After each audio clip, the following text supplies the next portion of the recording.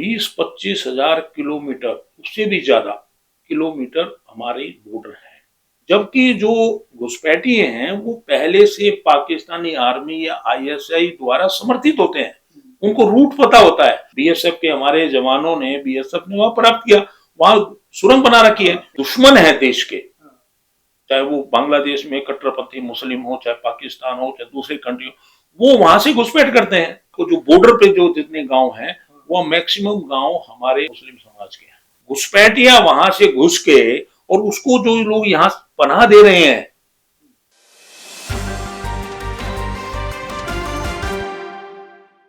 नमस्कार। आज हमारे बीच एक ऐसे शख्स मौजूद हैं जिनका पूरा जीवन देश की सेवा को समर्पित रहा। हमारे साथ हैं रिटायर्ड कमांडेंट रोहतास कुमार, जिन्होंने सीआरपीएफ में 37 वर्षों से अधिक समय तक राष्ट्र की सेवा की। आपको बता दें, साल 2002 में जम्मू कश्मीर में आतंकियों के खिलाफ किए गए साहसिक अभियान, आतंकवादियों को मार गिराने और भारी मात्रा में गोला बारूद को नष्ट करने के अद्भुत पराक्रम के लिए उन्होंने तत्कालीन राष्ट्रपति डॉक्टर एपीजे अब्दुल कलाम द्वारा गैलेंट्री अवार्ड से सम्मानित भी किया गया था।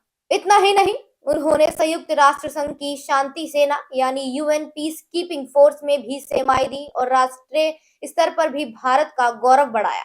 तो चलिए आज हम उनसे सुनेंगे कि कैसे उन्होंने अनेक मुठभेड़ों का नेतृत्व किया, किन हालातों में देश की सीमाओं की रक्षा की और एक जवान का जीवन वास्तव में कैसा होता है। साथ ही आपको बता दें, ये राष्ट्रीय चेतना मंच के राष्ट्रीय अध्यक्ष भी हैं। तो जैसे कि देखा जाता है कि हमारी सेना मुस्तैद है बॉर्डर पे, और हम प्रयास करते हैं, सेना और भारत सरकार प्रयास करती है कि कहीं भी कोई भी घटना ना हो पाए।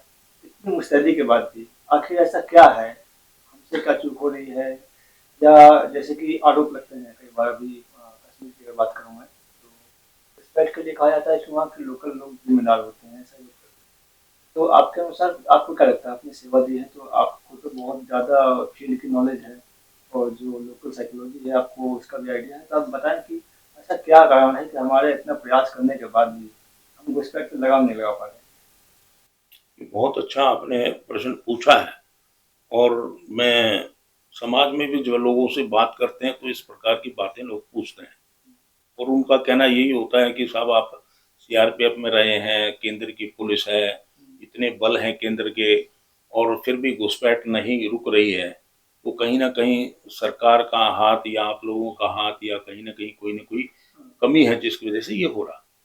देखिए, हमारा जो हिंदुस्तानी हमारा लोग हैं वो बड़े सोचते हैं, लेकिन पूरा वास्तविकता नहीं पता है उनको। वास्तविकता भी पता है जब हम बताएंगे, और नेता कुछ बोलते हैं तो नेताओं की बातों को लोग ये बोलते हैं, झूठ बोलते हैं, नेता तो ऐसे ही बोलते हैं। देखिए, इस देश में 20-25 हजार किलोमीटर, उससे भी ज्यादा किलोमीटर हमारे बॉर्डर है, और वो बॉर्डर कई देशों से लगे हुए हैं। एक तरफ पाकिस्तान है, एक तरफ आपका नेपाल है, भूटान है, आपका बांग्लादेश है, और समुद्री अलग श्रीलंका है।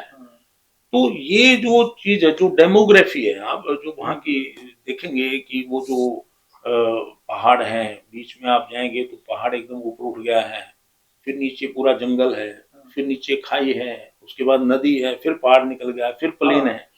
तो यहाँ बैठकर और समाज में बोलकर घुसपैठी हो रही है, सरकार करवा रही है, फोर्स करवा रही है, ये बहुत गलत है।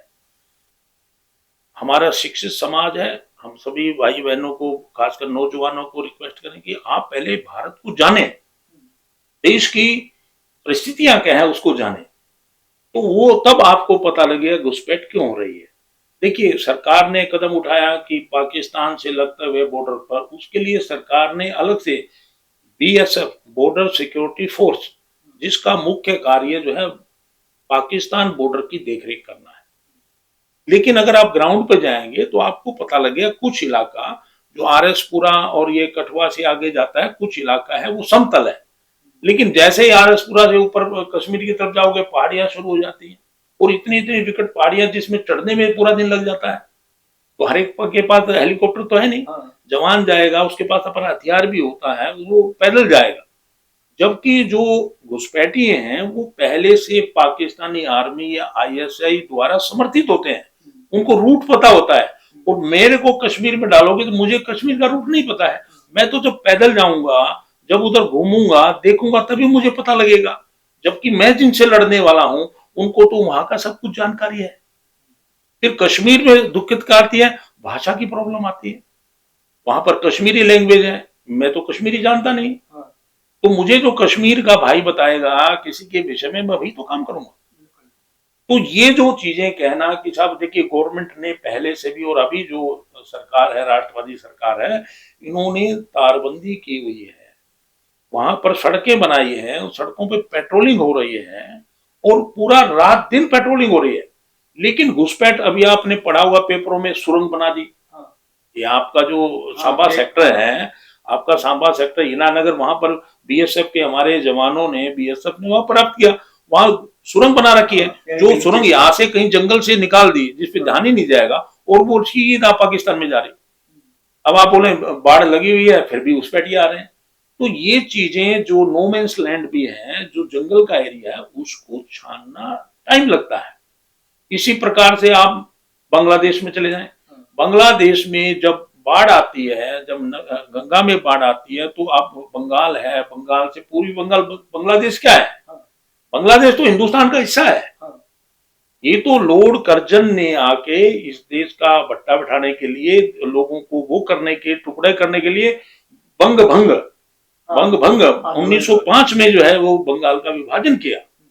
और वो जब बाढ़ आती है, उनकी नदियां हैं वहां पर, वो हैं, जंगल हैं, वहां से आना, बाढ़ आ गई तो नाव में बैठ के इधर आ गए, उधर चले गए, तो उसको पूरे बॉर्डर को प्रयास हो रहे हैं, एकदम से बंद नहीं किया जा सकता।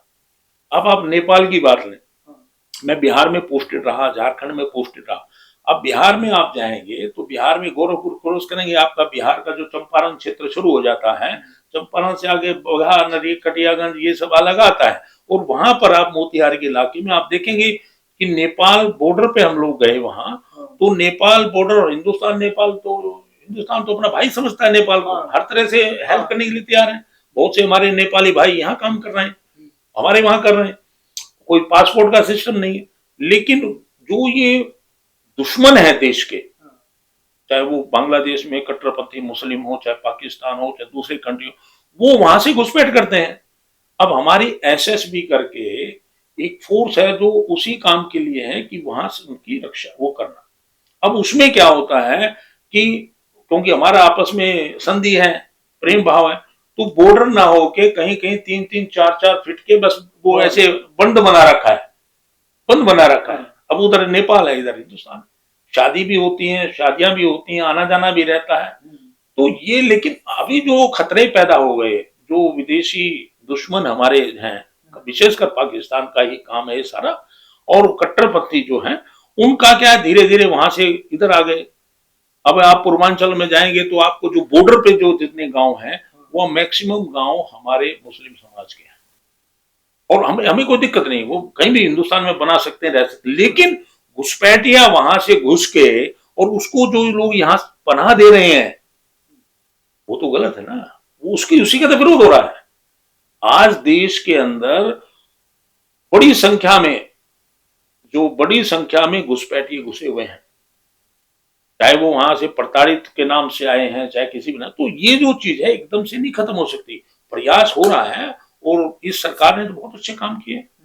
अभी मैं पीछे गया था, उधर अरुणाचल में गए थे, अरुणाचल के बाद फिर हम लोग उधर असम में गए हैं, लोगों से बातचीत हुई है, बंगाल में गए हैं, तो लोग बोलते हैं कि पहले से बहुत कम हुआ है, लेकिन जो अंदर पहले से घुसे हुए हैं उनको निकालना इतना आसान नहीं है। यहाँ पर आपने आधार कार्ड बनवा लिए हैं, आपने सब चीजें बनवा ली हैं, अंतर में कहीं ना कहीं भ्रष्टाचार है। फिर राज्य सरकारें कोऑपरेट नहीं करती। आप देखिए बंगाल में मान लो दूसरी सरकार है, वो नहीं करेगी। त्रिपुरा में पहले दूसरी सरकार थी, वो नहीं करती थी, अब जो सरकार है वो टाइट हो गई है। तो ये सब चीजों पे डिपेंड करता है कि हम केवल आम आदमी और फोर्स वाले, हम सब मिलकर काम करें और लोगों को पहचाने। जो हमारे देश में घुस रहा रुके वहां पर, उसकी खबर दें, स्थानीय पुलिस को खबर दें, हमको खबर दें, हम काम करेंगे। तो ऐसा है, इसलिए ऐसा कहना कि सरकार नहीं रोक रही है, कुछ नहीं हो रहा है, घुसपैठी आ ही रहे हैं, तो ऐसा नहीं है, प्रयास जारी है और बहुत शीघ्र जल्दी शायद ये होने वाला है जिस हिसाब से सरकार काम कर रही है। देखिए फिलहाल के लिए इतना ही, बाकी और खबरों को देखते रहिए आंचलिक खबरें, अपनों की खबर आप तक।